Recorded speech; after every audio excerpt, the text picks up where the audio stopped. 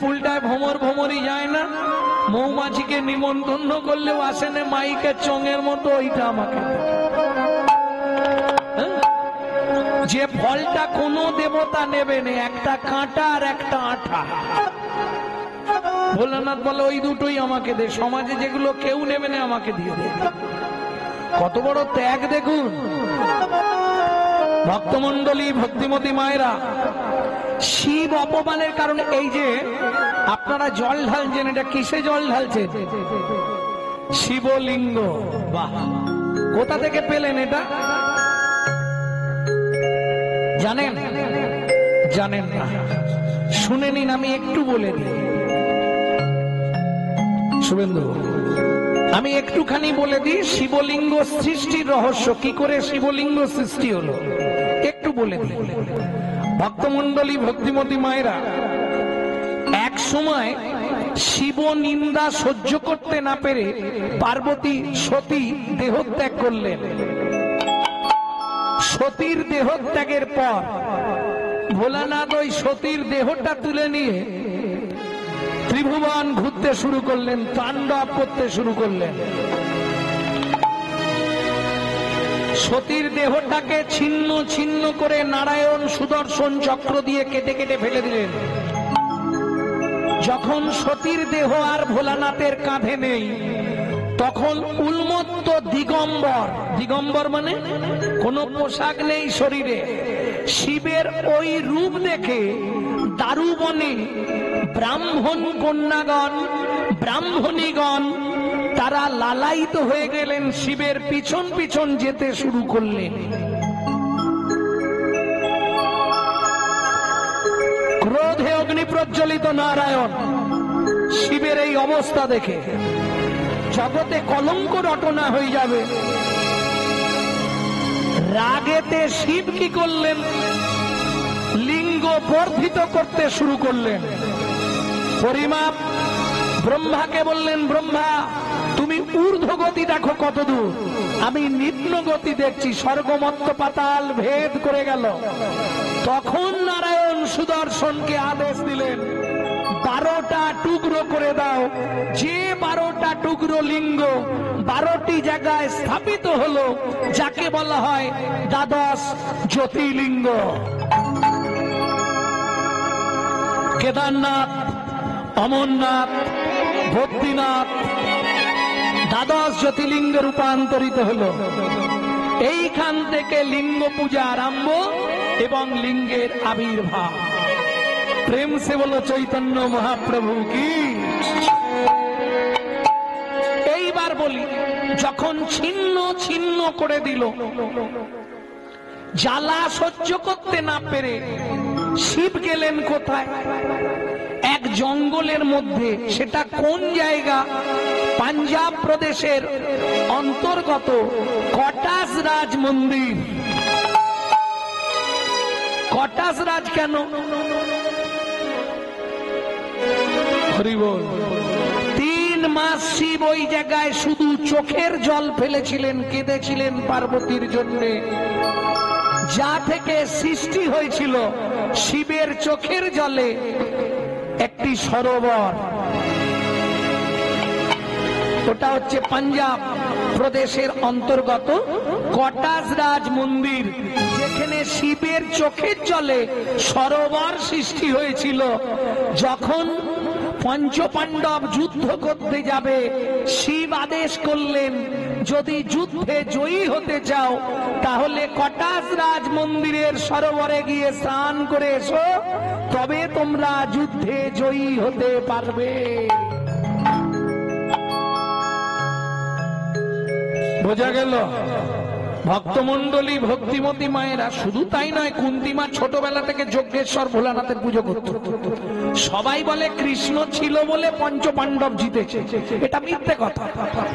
কৃষ্ণ না থাকলেও পঞ্চপাণ্ডবই জিতত। কেন? পূর্ব থেকে নির্ধারিত হয়ে আছে। কবে বলবো? কুন্তিমা শিবের পুজো করতে যেত যজ্ঞেশ্বর ভোলানাথের, কখন? কুমারী অবস্থায়। তখন কুন্তি কুমারী শিবের পূজা করতেন। যখন যখন বিয়ে হয়ে গেল তখনও কুন্তী শিবের পূজা করে। এইবার একদিন পর্বিত পর মুখোমুখি পড়ে গেল দুইজন, গান্ধারী আর কুন্তী। কেন?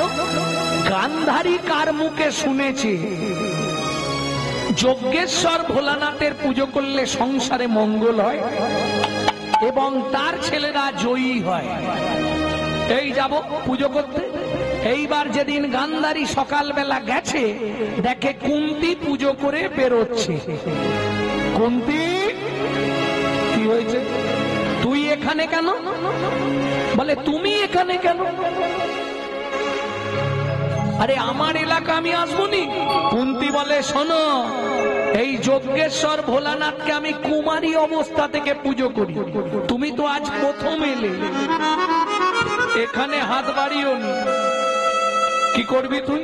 শোনো আমি বলে দিলাম, কাল থেকে এখানে আর তুমি এসো না। কুন্তী বলে তার মানে আমি ছোটবেলা থেকে পুজো করি, আমি আসবনি মানে? এই দুজনে এবার মেয়ে ছেলে ঝগড়া বোঝেন তো, আশকুর পাশকুর নিয়ে এবার বেঁধেছে ঝগড়া। এইবার হাতাহাতি হয়ে যাবে, তখন যজ্ঞেশ্বর ভোলানাথ বেরিয়ে এলেন মন্দির থেকে। কুন্তী, বাবা ঝগড়া বন্ধ কর। কেন বাবা? কাল সূর্য উদয়ের পূর্বে আমাকে 108টা স্বর্ণ চাপা দিয়ে যে পুজো করবে তার ছেলেরাই জিতবে, আমি তার দলেই থাকবো। এবার কুন্তী হচ্ছে ভিখারি, তার পক্ষে সম্ভব নয়, ভালো করে বুঝুন। কিন্তু গান্ধারী তো বহু টাকা, গিয়ে এই দুর্যোধনকে বলে দিয়েছে। দুর্যোধন একবারে কারিগর বসিয়ে সোনার পদ চাপা ফুল তৈরি করাচ্ছে সোনা দিয়ে। কুন্তী এসে মন খারাপ, হবে না। ভীম বলছে মা খেতে দাও। কুন্তী বলে আজ রান্না বন্ধ, সব কাঁচা খেয়ে মর। আজ আর রান্না করবো না, সব কাঁচা যা আছে খা। খেতে দেবে না মা? না। যুধিষ্ঠির বলে মা কি হয়েছে? এই এই ব্যাপার। বলে দেখো মা, আমরা গরিব মানুষ, আমাদের ওই স্বপ্ন দেখে তো লাভ নেই, শুধু শুধু। কুন্তী বলে তাহলে কি হবে? খানিকক্ষণ পরে অর্জুন এসেছে। কি হয়েছে মা? তৃতীয় পাণ্ডব অর্জুন। কি হয়েছে? বললে আরে বাবা, যজ্ঞেশ্বর ভোলানাথ বলেছে কাল সূর্য উদয়ের আগে ব্রহ্ম মুহূর্তে 108টা সোনার চাপা দিয়ে যে ভোলানাথের পুজো করবে তার ছেলেরাই জয়ী হবে, ভোলানাথ তাদের দলেই থাকবে। অর্জুন বলে তা তুমি করবে? কোথায় পাবো বাবা আমি সোনার ফুল? আমি থাকতে তুমি ফুলের কথা ভাবছো মা? কটা দরকার বললে? 108টা। অর্জুন বলে মা, ব্রহ্ম মুহূর্তে 1008টা স্বর্ণ চাপা মন্দিরে পৌঁছে যাবে, চুপ করে রান্না করো, খাওয়া দাওয়া করে। যুধিষ্ঠির বলে মা ওর খালি ফাঁকা আওয়াজ, ও কোনো কমবেন নয়, খায় দায় ঘুমায় আর খালি ফাঁকা আওয়াজ দেয়। তুমি ওর কথা বিশ্বাস করছো? কোথা পাবে? কি উদ খেতে খুদ নেই, বাতাসে নড়ে হাঁড়ি, আর তার বড় বড় খালি ভাষা কাঁড়ি কাঁড়ি। কি করে করবে? অর্জুন বলে দাদা তুমি দেখে নি, মুখ থেকে যেটা বেরিয়েছে সেটাই হবে। কেন? ভরসা তো তার একজন। হ্যাঁ, এ জীবনে যার কৃষ্ণ আছে তার আর কাউকে দরকার হয়? কি গো? হরি আমার পরশমণি, হরি আমার প্রেমের খনি, হরি আমার পরশমণি, হরি আমার প্রেমের খনি, হরি আমার পরশমণি, হরি আমার প্রেমের খনি, হরি আমার পরশমণি, হরি আমার প্রেমের খনি। হরি নাম জপে যে জন সেই তো গুণের গুণমণি, হরি নাম জপে যে জন সেই তো গুণের গুণমণি। হরি আমার পরশমণি, হরি আমার প্রেমের খনি, হরি আমার পরশমণি, হরি আমার প্রেমের খনি। এবার যে ছেলে আয় করবে তাকে বেশি খাওয়াবে, একটু যত্ন করবে। অর্জুনকে খাতির করে খাইয়েছে, আর ভাইদের রাগ হচ্ছে। হ্যাঁ, দেখেছ মা আজকে এখন অর্জুনের দল। খেয়ে দিয়ে ঘুমিয়েছে অর্জুন, আবার রাত্রে খাওয়া দাওয়া হয়েছে, সবাই ঘুমিয়ে পড়েছে। রাত্রি 10টা বাজে, কুন্তি ডাকছে অর্জুন কি ফুল কখন আনবি? ভোরবেলা পুজো করবে, এখন থেকে ফুল আনলে বাসি হয়ে যাবে। ভীম বলে পুজো নিয়েছে তোমার, সব বাসি হয়ে যাবে। তুমিও যেমন, তোমার অর্জুনও তেমন। কোথা পাবে ও? রাত্রি 12টা বাজে কুন্তি ডাকছে অর্জুন কিরে কখন আনবি? মুশকিল, ঘুমটা নষ্ট করে দিচ্ছ বারবার মা। তুমি তো ভোরবেলা পুজো করবে, পেয়ে গেলেই হলো তো। এইবার যেখানে অর্জুন শুয়েছিল সেখানে বালিশগুলোকে চাদর দিয়ে ঢাকা দিয়ে অর্জুন উঠে 12টার পর চলে গেছে। রাত্রি 3টে বাজে কুন্তি এবার ডাকছে, এবার তো যেতেই হবে, 4টে বেজে গেলে মন্দিরে যাবে। অর্জুন অর্জুন বলতে, আরে ওঠ না। নড়ে উনি চড়ে উনি। কুন্তি বলে ভাগ্য আমার খারাপ, খালি হাতেই মন্দিরে যাই দেখে গিয়ে। ভীম বলে মা অর্জুন কিন্তু বেরিয়ে গেছে। বেরিয়েছে? হ্যাঁ বেরিয়ে গেছে, তবে ফুল কতখানি দিতে পারবে এটা জানি। কোথা পাবে মা তুমি বুঝছো না? সোনার চাপা ফুল মানে কি 4টিখানি কথা? এইবার অর্জুন বেরিয়েছে বিষণ্ণ মনে। দীনবন্ধু বলে ডাক দিয়েছে। ভগবান কৃষ্ণ এসে দাঁড়িয়েছে। কি হয়েছে অর্জুন? অর্জুন বলে সখা মায়ের এই আশা। কৃষ্ণ বলে এই বাণ দিলাম তোমার হাতে। ধনুকে বাণ যোজনা করে রাবণের ভাই কুবেরের যেখানে মালপত্র আছে শুধু মেরে দিও। এই বাণের ক্ষমতা যা চাইবে তাই এনে তোমার সামনে হাজির করে দেবে। বেশ, কুবেরের ধন লুণ্ঠন করে নিয়ে চলে এলো বাণ গিয়ে। একটা দুটো নয়, 1008টা সোনার চাপা এনে কোথায় ফেলেছে দেখুন। যজ্ঞেশ্বর মহাদেবের যে বেদি, বেদির উপর ঢাকা দিয়ে দিয়েছে। গিয়ে দেখছে মন্দিরের মুখ থেকে একবারে ভর্তি ফুল। কি ব্যাপার বাবা? আর ভোলানাথ তো চাপা পড়ে গেছে, খালি হাতটা বের করে ডাকছে কুন্তি বাঁচারে, কুন্তি বাঁচারে। কি হলো? কোথা দিয়ে আওয়াজ হয়? দেখে ভোলানাথ হাত নাড়াচ্ছে। কুন্তি এ কি অবস্থা রে? হায় হায় হায় হায় হায়, যে আমি মরেই যাবো, এটা চাপা দিয়েছে। কুন্তি ফুলগুলো সরিয়ে বাবা বেরিয়েছে। কি ব্যাপার? তোর ছেলে নয় বাবা, ধন্য ছেলে তো। আমি তো 108টা চেয়েছিলাম, এ তো লাখখানেক চাপা দিয়ে দিয়েছে। কি করে হলো? তো সে ছেলে কোথায় তা তো আমি জানি না বাবা। অর্জুন বসে আছে একবারে বাবার বেদির পিছনে চুপ করে। বসে বসে কি করছে জানো? কাঁদছে আর গাইছে, যার কৃষ্ণ আছে তার ভাই কি আছে, যার কৃষ্ণ আছে তার ভাই কি আছে। ওগো মাগো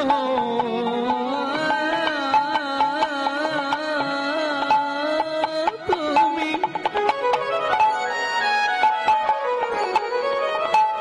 ভবো না মা, যার কৃষ্ণ আছে তার ভাই কি আছে। ওগো মাগো তুমি ভবো নায়া, যার কৃষ্ণ আছে তার ভাই কি আছে।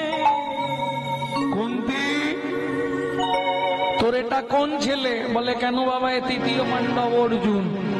ভুলে যা। ভুলে যাবো মানে ছেলের নামটাই ভুলে যা। এ যে ছেলে জন্ম দিয়েছিস তুই, এর নাম অর্জুন রাখলে হবে না। তবে একটা বান মেরে কুবেরের ভান্ডার লুট করে এনে চাপা দিয়ে দিল। এ কি যে সে ছেলে? আজ থেকে আমি যজ্ঞেশ্বর ভোলানাথ কথা দিলাম, তোর এ ছেলের নাম রইল ধনঞ্জয়। একটা পয়েন্ট করো শুভেন্দু, অর্জুনের নাম ধনঞ্জয় হলো কি করে? ভক্তমণ্ডলী ভক্তিমতী মায়েরা, তাহলে বুঝে নেওয়া গেল, চিন্তা করিস নে, নিশ্চিন্তে বাড়ি যা, তোর ছেলেরাই জিতবে। কথা যা দিয়েছি উল্টাবে না। মৃত্যুর দেবতা তো কৃষ্ণ নয়, মৃত্যুর দেবতা কে? শিব, তাই না? মন্ত্রে আছে না, ওম স্ত্রম্বকং যজামহে সুগন্ধি পুষ্টিবর্ধনম উর্বারুকমিব বন্ধনান মৃত্যুর্মক্ষো অমৃত। মৃত্যুর্মুক্ষু অমৃত। মৃত্যুবৎ ভাড়া থেকে যদি রক্ষা পেতে হয় একমাত্র এই মন্ত্রটাই জপ করতে হবে আপনাকে, ডেইলি 108 বার করে। মৃত্যুবৎ ভাড়া কেটে যাবে, যত বড় ভাড়া থাক। তাহলে মৃত্যুর দেবতা শিব। কৃষ্ণ ছিল বলে সবাই মরে গেল, পাণ্ডবরা জিতলো, এটা বলা ভুল। মৃত্যুর দেবতা তো শিব। শিব মৃত্যু দিয়েছে, তবে তারা মরেছে। প্রেম সে বলল চৈতন্য মহাপ্রভু কি।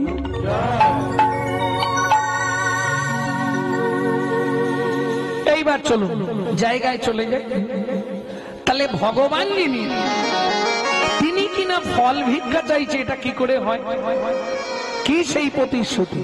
শাস্ত্র বলছে, ভাগবতে রাধা বিনোদ গোস্বামীজি লিখছে, পূর্বের প্রতিশ্রুতি করিতে পূরণ, হাত পাতে ফল মাগে ও যদু নন্দন। পূর্বের প্রতিশ্রুতি, কিসের প্রতিশ্রুতি? কোন পূর্বের প্রতিশ্রুতি, কার কাছে? চলুন শুনে নি। চন্দ্রকান্ত নামে আগে ধার্মিক রাজন, চন্দ্রকান্ত নামে এক ধার্মিক রাজন, চন্দ্রবংশের রাজা প্রজার জীবন, চন্দ্রবংশের রাজা প্রজার জীবন।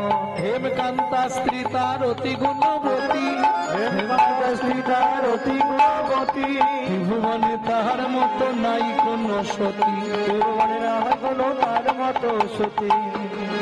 ভগবান তো সবাইকে সব দেয়নি, সব দিলে তো ভগবান হয়ে যাবে। রাজার সব আছে, চন্দ্রকান্ত রাজা ঐশ্বর্য দিয়েছে, প্রাচুর্য দিয়েছে, দিকপাল, সবাই ভয় করে রাজাকে, সবাই ভালোবাসে, যশ প্রতিষ্ঠা সবই আছে, কিন্তু একটা সন্তান ভগবান দিল না, এইটাই দুঃখ। এত সম্পত্তি কে ভোগ করবে? স্ত্রীকে ডেকে বলছে, শুনছো কি? আমি মনে মনে ঠিক করেছি, আগামী মাঘী পূর্ণিমা তিথিতে ওই নর্মদা নদীর তীরে আমি দানব্রত যজ্ঞ করব। কি করবে? দানব্রত যজ্ঞ। তার মানে আমার এত সম্পত্তি কে নেবে, কে খাবে, কে ভোগ করবে?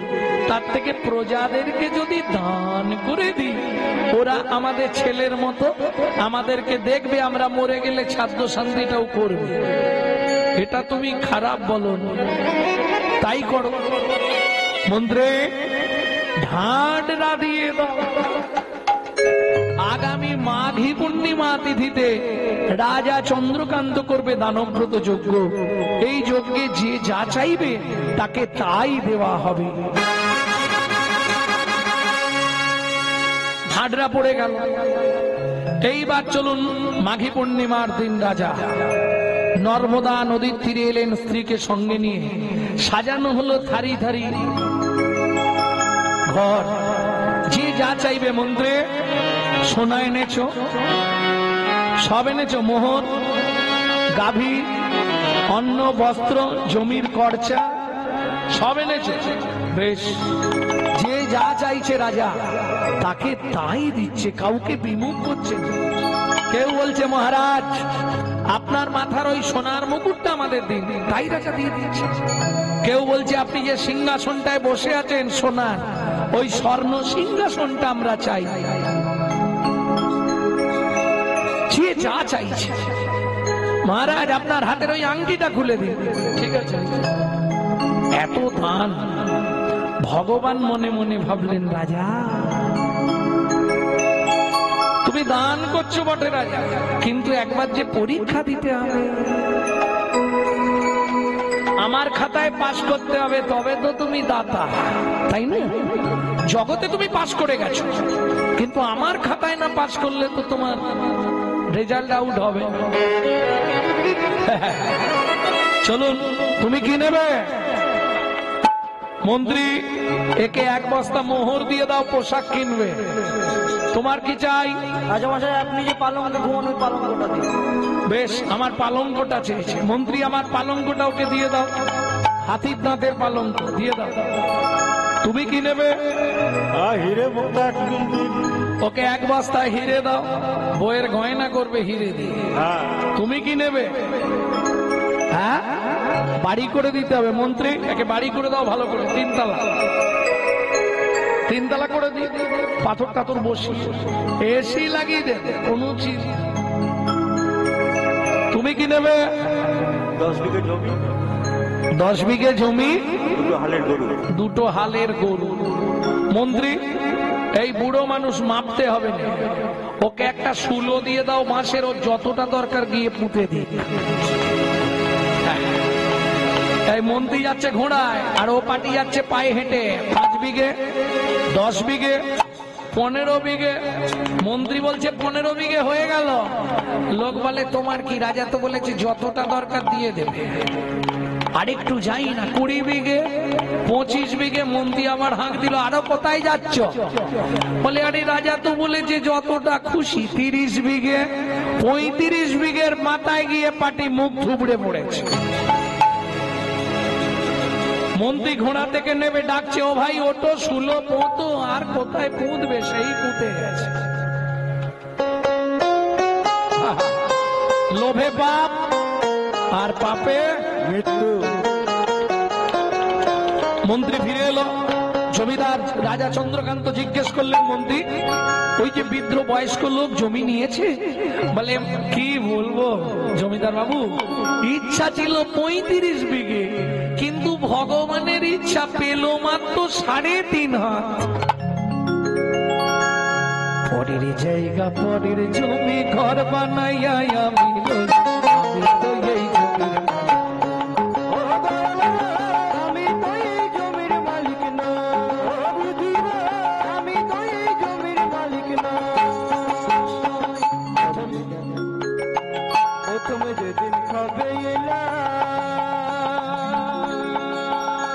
তুমি দিলে নতুন ঘর,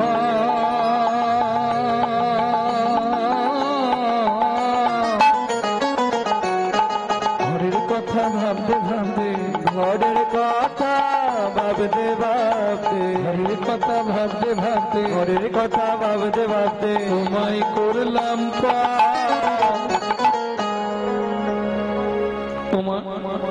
একজন ব্যক্তি বলতে পারবেন আপনার ঘরের দরজাটা কবে খুলেছিল? বলতে পারবেন না? সে কি? আরে তোমার চোখ কবে খুলেছিল বলতে পারবে না? চেষ্টা করলেই পারবে।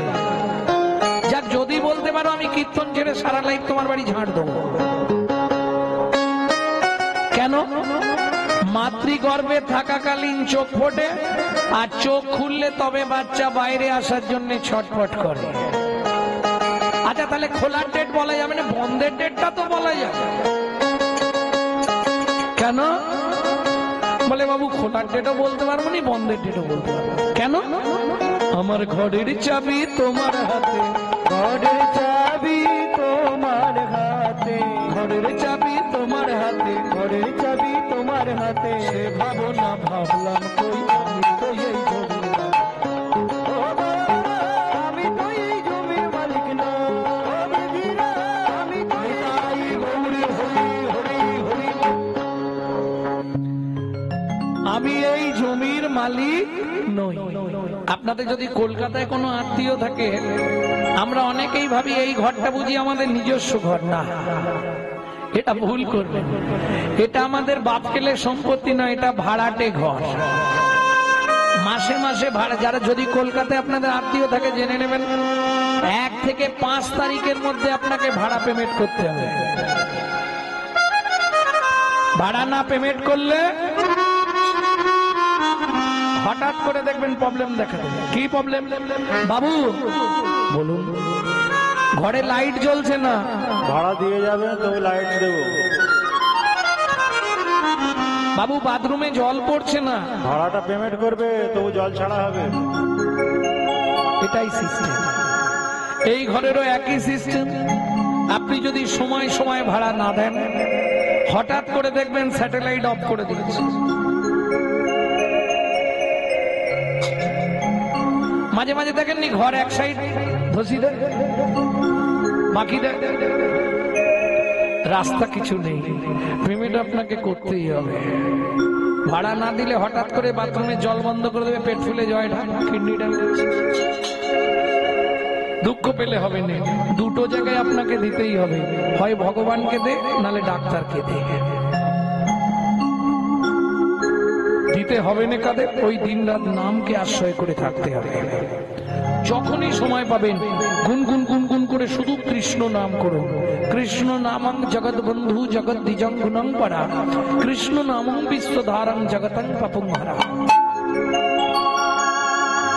অখিল ভুবাণ্ড ভরি হরিরস বাদর ভরি ক্ষত চৈতন্য মেঘে। একমাত্র কলিযুগের পন্থা হরিনাম, এছাড়া উপায় কিচ্ছু নেই।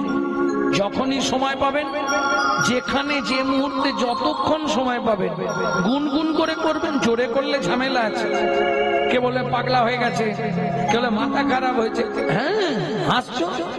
হিন্দুদের চরম শত্রু তো হিন্দুরা, যার জন্য হিন্দু ধর্মের অবক্ষয়, এটা বুঝতে হবে।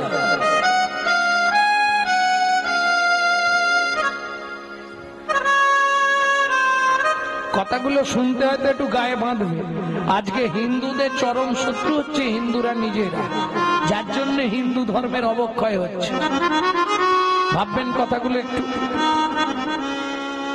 আজকে একটা মুসলমানের সঙ্গে মুসলমানের ছেলের সাক্ষাৎ হলে তারা আল্লাহ দোহাই দিয়ে তবে কথা শুরু করে, আসসালামু আলাইকুম, ওয়ালাইকুম আসসালাম। আর আমাদের দেখা হলে মামনির মা কোথা গেছলে গো, আর বাবাদের দেখা হলে তো আর দেখতে নেই। ভোলা কোথা গেছলি রে, একটা বিড়ি দে তো।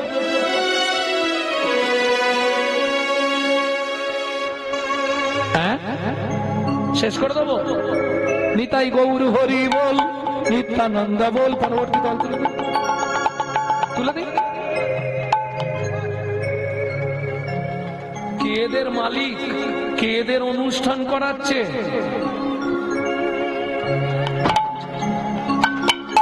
কি ভুল করে যে আসলে বাংলা নিয়েছিলাম বাবা।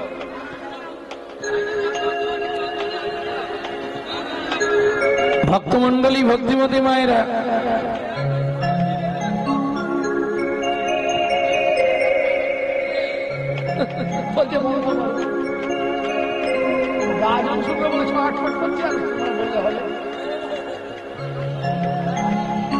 ভক্তমন্ডলী, ভক্তিমতী মায়েরা, এই ঘরের মালিক তুমি নয়, এই ঘরে একজন মালিক আছে। এই ভাবনা যদি তুমি ভাবতে পারো, আর যখনই সকালবেলা ঘুম থেকে উঠবে শুধু ভেবে নিও ক্যামেরা চলছে। তুই যত করবি চালাকি, তোকে যাবার আগে রোগড়ে রোগড়ে মারবো, তখন বুঝবি জ্বালাকি।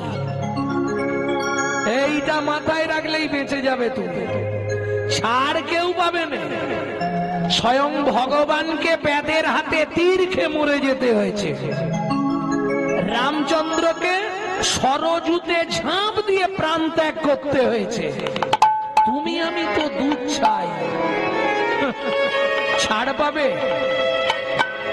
জয় রাধে। এখনো সাবধান, আগে নিজের চরিত্র সংশোধন করো, তারপর কীর্তন শুনতে আসবে। কি ভেতরে ময়লা ভরা আর ওপরে চকচকে সুন্দর পোশাক, মুখে আছে অন্তরে নাই, তেমন শিক্ষার মুখে ছাই।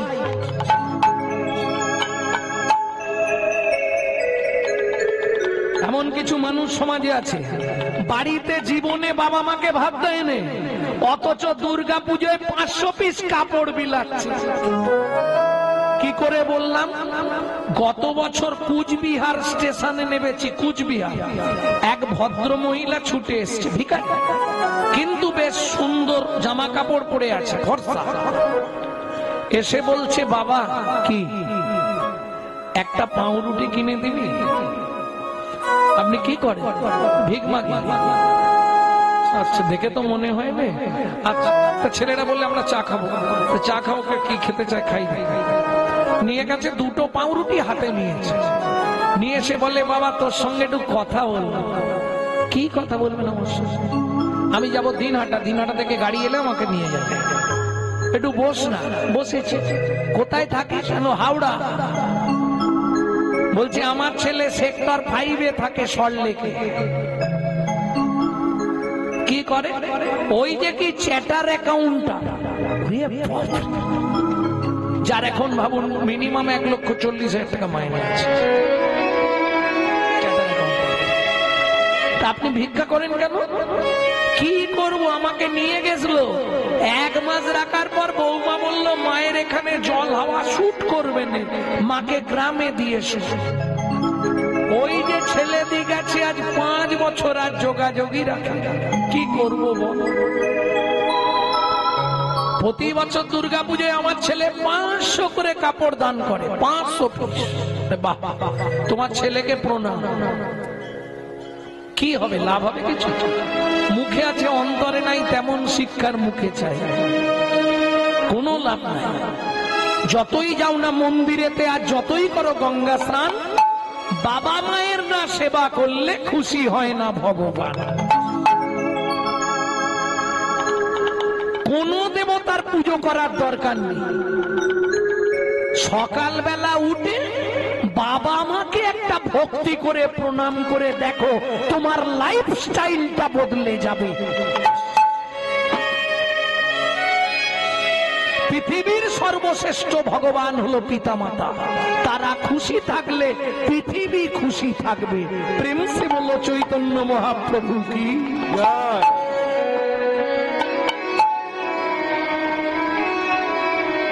ভক্তমন্ডলী, ভক্তিমতী মায়েরা, তাহলে চলুন ওই জায়গাটায় আবার ফিরে যেতে হবে।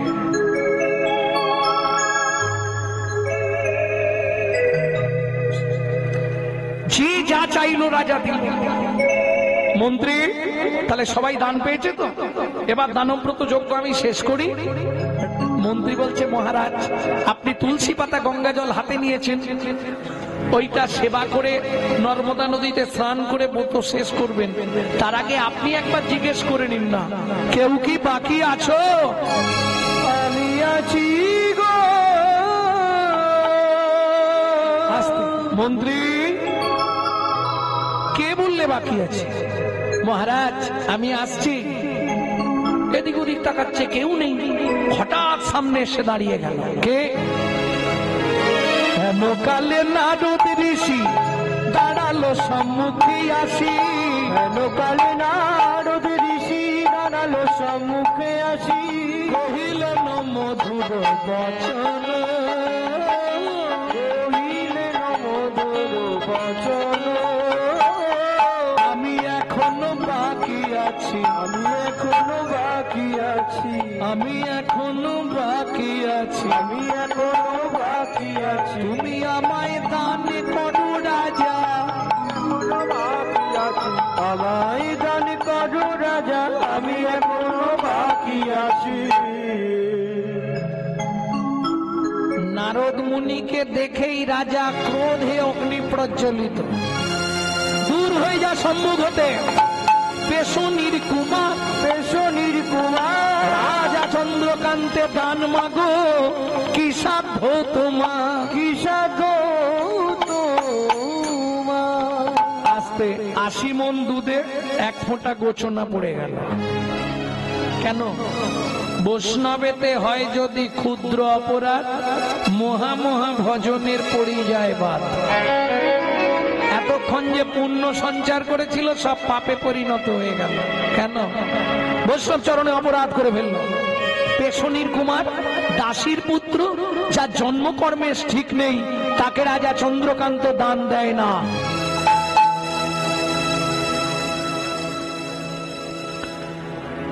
এত ক্রোধ রাজা, নারদ মুনি স্তম্ভিত হয়ে গেলেন। মন্ত্রী মহারাজ একে ঘাড় ধাক্কা দিয়ে বার করে দাও, আমি দান দেব না। কেন মহারাজ? আপনি তো সবাইকে দান দিলেন। কিরকম বিধির বিধান দেখুন, এটাই তো পরীক্ষা। এতক্ষণ দান করছিল, ভগবান মতিটাই বদলে দিল, পরীক্ষায় ফেলে দিয়েছে। এই জায়গাটা থেকে উঠতে পারাটা মুশকিল। এই পরীক্ষায় ফেল করলো মানে ব্যাস শেষ। এত দান করলো করে শেষে গিয়ে ওই 80 মণ দুধে 1 ফোঁটা গোচনা করে। শুনুন মহারাজ, আপনার মন্ত্রী ঢাঁটরা দিয়েছিল বলে আমি এসেছি, আমি চলে যাচ্ছি। তবে যাবার আগে বলে যাচ্ছি যে চণ্ডালের মতো ব্যবহার আপনি আমার সঙ্গে করলেন, আগত জন্মে আপনাকে নিষাদ খুলে চণ্ডালের ঘরে জন্মগ্রহণ করতে হবে।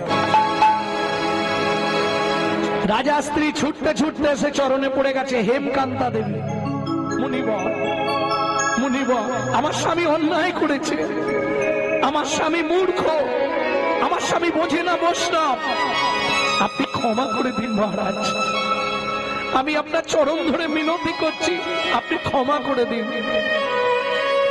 ওঠো মা, মুনিবাক্য মিথ্যে হবে না, চণ্ডালের ঘরে নিষাদ খুলে তোমাদের জন্ম হবে। পা ছাড়ো, পা ছাড়ো মা মুনিবর। এ জীবনে যে কষ্ট যে যন্ত্রণা পেলাম একটা সন্তানের জন্য, আমি নিষাদ খুলেই জন্মাবো, চণ্ডালের ঘরে যাব, তাতে কোনো কষ্ট নেই, কিন্তু একটা কৃপা আপনি আমাকে করে দিন। কেঁদো না মা, বলো কোন কৃপা পেলে তুমি খুশি হবে? একটি সন্তান পাই যেন মুনি, সে তো হরি ভক্ত, আমায় একটি সন্তান পাই যেন মুনি, সে তো হরি ভক্ত। একটি সন্তান পাই যেন মুনি, সে তো হরি ভক্ত। তুমি এই কৃপা করো মুনি, তুমি এই কৃপা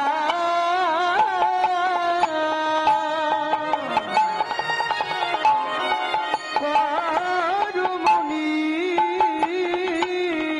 ত্রিভুবন করে যায়। একটি সন্তান পাই যেন মুনি, হরি ভক্ত। আমায় কে সন্তান দাও গো মুনি, যেন হরি ভক্ত।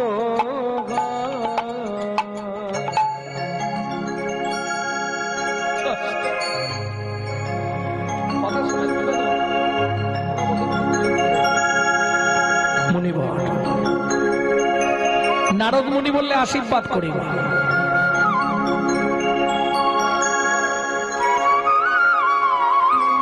মুনিবর,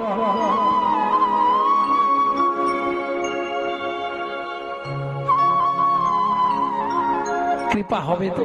নিশ্চয়ই হবে। এত বলি নারদ মুনি করিল গমন, করিল গমন, রাজা রানী হইল দোহা, একতে মর, একত্রে মর। ও মায়েরা, একটা গোপন তত্ত্ব বলে দিই, যদিও সময় নেই আপনাদের। আর কি সময় নেই? না না, গানের সময়ের কথা বলছি নি। কোন ব্রত করলে স্বামী স্ত্রী একসঙ্গে মরা যায়? ভালো করে শুনে নিন, যাদের ইচ্ছা আছে চেষ্টা করুন এখন থেকে। স্বামী স্ত্রী একদিনে একই তিথিতে একসঙ্গে মরতে পারবে। বলবো কি? না দরকার নেই, ও আগে মরুক।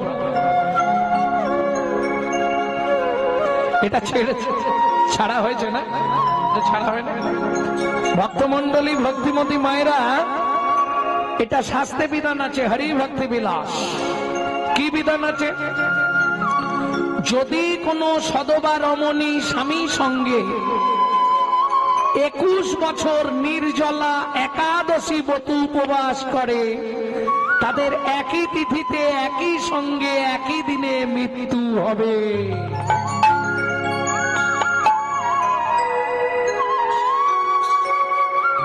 যাদের বয়স কম আছে এখন থেকে শুরু করে দাও, অসুবিধে নেই, হতেই হবে।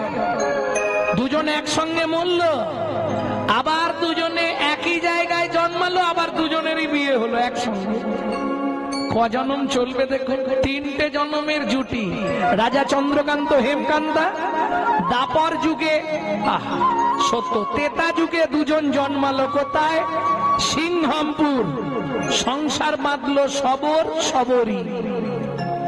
একটা ছেলে হলো, নাম রাখলো গুহক। এক সময় রামচন্দ্র 14 বছর বনে গিয়েছিল, কারণটার বলছিনি। গুহকের সঙ্গে বন্ধুত্ব হয়। এই যখন বন্ধুত্ব হলো, কি করে বন্ধুত্ব? রামচন্দ্র বুকে হাত দিয়ে কাঁদছে বনের মধ্যে। সেই সময় সবরী মায়ের ছোট্ট ছেলে গুহক ওই মাথায় করে কাঠের বোঝা নিয়ে আসছে।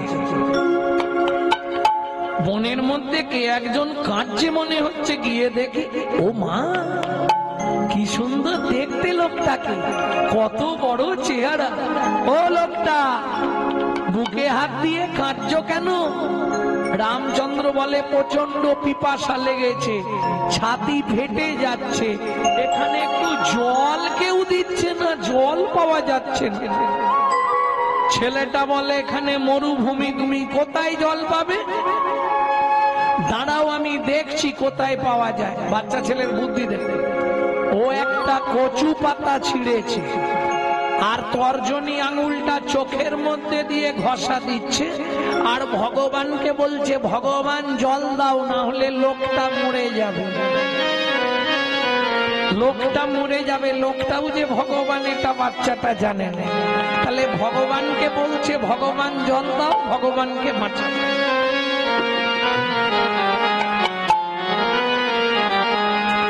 জয় জয় রঘুপতি রাঘব রাজা রাম পতিত পাবন সীতারাম। জয় জয় রঘুপতি রাঘব রাজা রাম পতিত পাবন সীতারাম। দশরথ নন্দন তুমি ওহে রাম, কৌশল্যা জীবন তুমি প্রাণরাম। দশরথ নন্দন তুমি প্রাণরাম, কৌশল্যা জীবন তুমি অভিরাম। রঘুপতি রাঘব রাজা রাম পতিত পাবন সীতারাম। জয় জয় রঘুপতি রাঘব রাজা রাম পতিত পাবন সীতারাম। ও লোকটা, এই নাও একটুখানি কচু পাতায় জল পেয়েছি, এটা খেয়ে নাও। হাতে দিয়েছি, রামচন্দ্র কচু পাতাটা ধরে, খোকা এটা কি জল রে? তোমাকে মিথ্যে বলবো না, এখানে কোথাও জল নেই, আমি চোখ থেকে জল বার করে তোমায় দিলাম। যা বলেছে চোখ থেকে জল বার করে দিলাম। ভগবান রামচন্দ্র গিয়ে গুহককে বুকের মধ্যে জড়িয়ে ধরেছে, আর যা জড়িয়ে ধরেছে গুহক চিৎকার শুরু করেছে, ঠাকুর কিরে তোমার জাত মরে যাবে তো? কেন? আমি চন্ডালের ছেলে গুহক, তোমার নাম? আমার নাম শ্রী রামচন্দ্র। তাহলে তুমি ঠাকুরের লোক, তুমি আমাকে ধরলে কেন? পাড়ার লোকেরা বলে আমাদের ছুলে নাকি জাত চলে যায়, আর তুমি আমাকে জড়িয়ে ধরলে। গুহক, শাস্ত্র কি বলে জানিস? কি? চন্ডাল হবি মুনি শ্রেষ্ঠ, হরি ভক্তি পড়ায় না। ঠাকুর বুঝলাম না, খুলে বলো। শোন গুহক, চন্ডাল চন্ডাল নহে। যদি কৃষ্ণ বলে ব্রাহ্মণ চন্ডাল হয় যদি অসৎ পথে চলে। ঠিক আছে, আমার এখন সময় নেই, জ্বালন নিকালে মা রান্না করবে, আমি চললাম। গুহক এসছে বাড়িতে। যেই বাড়িতে ঢুকেছে, ওই যে মৃগনাভি কস্তুরীর গন্ধ রাম জড়িয়ে ধরেছিল, ওই ষাড়বাঙ্গু দিয়ে বেরোচ্ছে। সবরী মা চমকে উঠল, গুহক এত দেরি কেন? ও মা, একজনের সঙ্গে দেখা হয়েছিল, তাকে চোখের জল খাওয়াচ্ছিলাম। সে কি রে? তুমিই তো বলেছো কেউ বিপদে পড়লে তাকে বাঁচাবি, ওর পিপাসার বিপদ, ওকে জল দিয়ে বাঁচালাম। চোখের জল খাওয়ালি? হ্যাঁ, জল তো কোথাও নেই। যেন মা সেই লোকটা না আমাকে জড়িয়ে ধরেছিল। ইস, তুই বলিসনি তুই চন্ডালের ছেলে?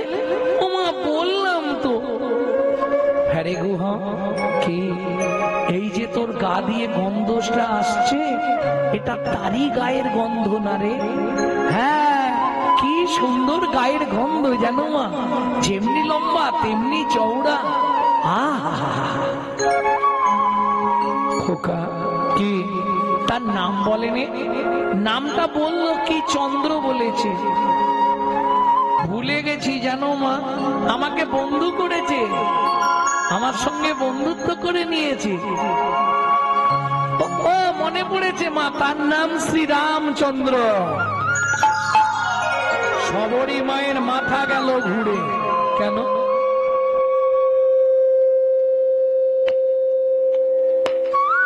সবরী মায়ের মাথা গেল ঘুরে কেন? কেন গো? ভক্তমন্ডলী, ভক্তিমতী মায়েরা, সবরী মা বলছে খোকা, সবরী মা মতঙ্গ মুনির শিষ্য, যাদের আরাধ্য ভগবান হচ্ছে রামচন্দ্র। খোকা তোর বন্ধুকে একবার আনবি? আনতে পারি মা, তাহলে দু একটা মিথ্যে বলতে হবে। মিথ্যে বলেই আনবি। পরের দিন গুহক খেলতে গেছে, ব্যাস মনে মনে ভাবছে এবার বন্ধুর আসার সময় হয়ে গেছে। ও বসে বসে এক ধারে গান গাইছে। গান গাইবার মতো আর ইচ্ছা আমার নেই, তবু কোন রকমের গায়ে দিতে হবে। 11:30 ছাড়বো। লুকিয়ে তোমায় রাখবো ঠাকুর আমার হিয়া মাঝে, লুকিয়ে তোমায় রাখবো ঠাকুর আমার হিয়ার মাঝে। এখনো বসে বসে হরিনাম করছিস? বাড়ি যাবি কখন? ও বন্ধু, পায়ে লেগেছে, যেতে পারছি না। ভগবান বলে তাহলে আমি কাঁধে করে দিয়ে আসি। গুহক বলে তাহলে তো ভালোই হয়। ভগবান বলে আমারও ভালোই হয়। কেন? গুহকের ভালো হবে, মাকে বন্ধু দেখানো হয়ে যাবে। আর ভগবান বলছে আমারও ভালো হবে। কেন? সেদিন তুই আমায় চোখের জল খাইয়েছিস, আজকে তোকে কাঁধে তুলবো, তোর পা দুটো বুকে চেপে ধরবো, আর নয়ন জল দিয়ে তোর চরণটা ধুয়ে দিয়ে সেদিনের ঋণটা শোধ করে দেবো।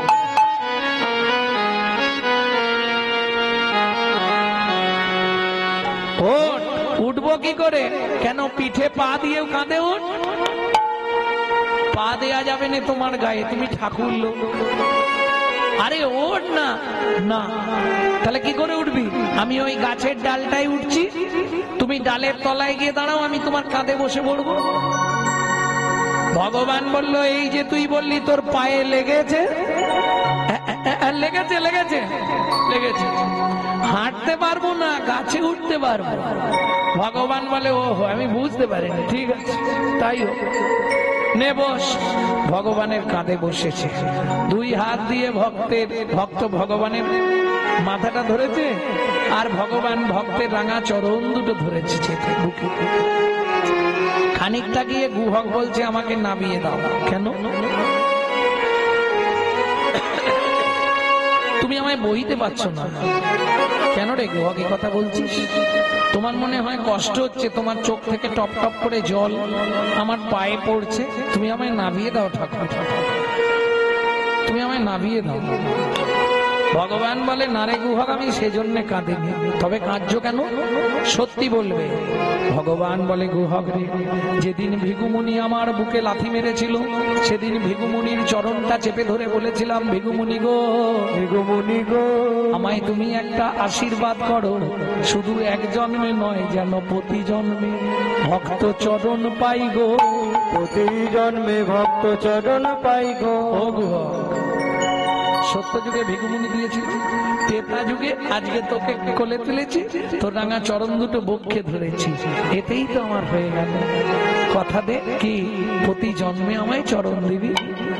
ও বন্ধু, তুমি কার্য যখন আমায় নামিয়ে দাও না, এখনো কতটা রে গুহক? এসে গেছি মা। সবরী মা বেরিয়ে এলো, যদি কৃপা করে এলে প্রভু দুঃখী নির্দোয়ারে, যদি কৃপা করে এলে প্রভু দুঃখী নির্দোয়ারে, আমি নয়ন বাড়ি তুলে রেখে